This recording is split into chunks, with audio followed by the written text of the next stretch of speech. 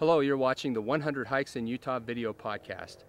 I'm your host, Rhett Olson, co-author of 100 Hikes in Utah, and today we'll be talking about one of my favorite hikes, hike number 72, Coyote Gulch. Well, I'm excited to begin our episode today. This is going to be one of our favorites of the entire series. Coyote Gulch, I think, for both of us, is probably our favorite hike in the state, in the book, and in the state, even ones that aren't in the book, any that we've found. I know whenever anybody asks me, if you could just go one hike, which one would it be? And I always think Coyote Gulch. It is a backpacking trip, not a day hike. It takes 2 to 3 days at least. You could spend more time in there if you want, if you've got extra time, want to spend some leisure time in the canyon. But just beautiful, scenic, calm. Depending on when you hike, not a lot of people. Other times there are a few more, but you're going to always see a few. Sure. But not bad. Sure. I know for me it's one of those hikes that I've done multiple times. You know, 2 or 3 times. I know you've done it several times. Yeah, I think I counted 5. 5 times I've been into Coyote Gulch. Right. So, and one of the things that makes it so appealing is that it has so many different natural features. Yep. I know that there are 3 arches, there's a natural bridge, there's some Native American wall art, rock art, some waterfalls, that type of thing. Yep, it's beautiful, beautiful variety. It's not a slot canyon, it's a wider canyon, you're down in, but so that's just, it's quiet, secluded. Just to get there is a lengthy drive out in the middle of nowhere in the Escalante Grand Staircase National Monument. It's probably 30 miles. I can't remember the details. I'll mess it up if I say it. It's like an hour outside of the town of Escalante, which is already kind of remote in the state of Utah. So beautiful place. So why don't we launch into some of the things, some of our stories about trips and things we remember. You want to start that off? Sure. The hike that we describe is going through Hurricane Wash, which is about a 4-mile narrow canyon. Starts out pretty open, narrows down once you hit the confluence, and then once you hit the confluence, you've got water almost all the way down. One of the things that I really love about Coyote Gulch is that there's water there almost all year round. So you really don't have to worry about carrying a ton of water with you. There's plenty of springs, places to pump your water. Of course, yep. we always pump even when we're taking it out of the springs. But that's one of the things that I really love about it.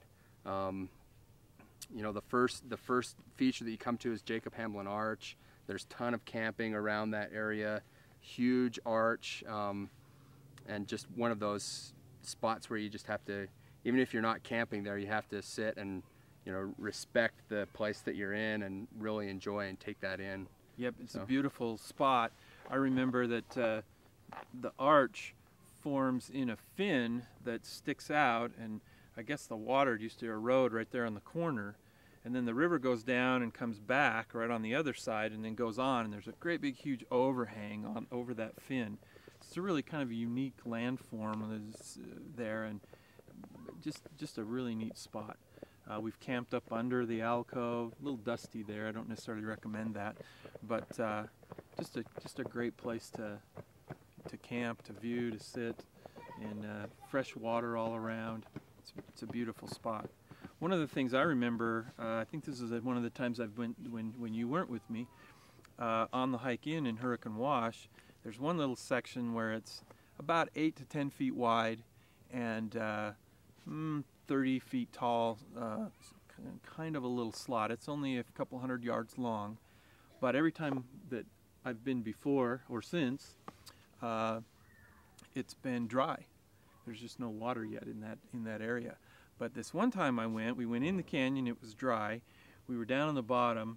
Somebody came and told us that there was a hurricane, the remnants of a hurricane up from Mexico was coming up, and that there was a lot of rain expected in the canyon. So we went in. As we were coming back out, we got to this narrow spot, and the water was about 6 inches deep. And so now we had to decide, do we brave that narrow section because there's no way out? You know, is there more water coming behind it or not? And we waited till we could see the water receding on the side of the wall, and then we just ran as fast as we could with our packs to get through there and make sure it didn't flash any deeper and wash us away. Yeah. But unusual experience in Coyote Gulch, I guess. Sure. After you pass Jacob Hamblin Arch, I have a picture from when I was a kid, actually, of my friends and I there. If you go up on the down canyon, left side of the canyon, there's some pictographs there. Up on the wall, you have to kind of look up high. Mm-hmm.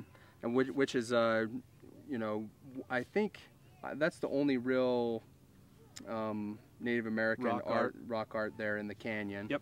But it's a fairly good sized piece there. And then if you continue down canyon, there's a side canyon off to the left up to a spring. Some reference that as Arrowhead Lake.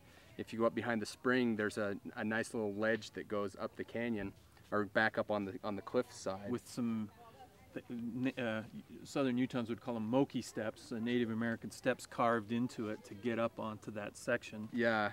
Yeah, I remember as a kid climbing up in there, wedging myself up in the crack and actually getting up on top of the canyon there.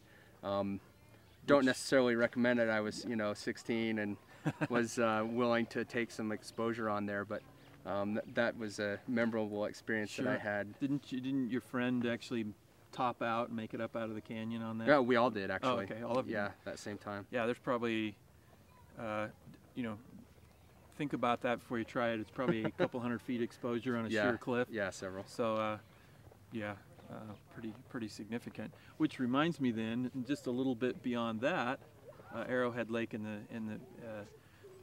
that exit point, if you can call it that, is another place where we call the Scallops. Right. Where we'll show you a picture. Just some really undulating rock in the sandstone where the water has eroded it away. The last time I think I was in there with you, yes. There was a search and rescue party in there. A lady hiker had climbed up onto the slick rock, gone clear up a sloping area up onto the sidewall of the canyon, and then slipped and slid a long ways down and scraped up her skin all badly, and was still twisted an ankle, I think. Yeah, and was all, and still had significant slick rock to come down. So they called in search and rescue, who rappelled in off the top of the canyon and were pulling her down. I think she was able to, if I recall, to rappel down on her own after they'd kind of bandaged her up. Yep. But they were bringing her down as we were standing there watching. So that was kind of another one of those interesting experiences that you have sometimes if you're lucky in the canyons. And a lot lucky for her, but unusual. An unusual experience, that's definite.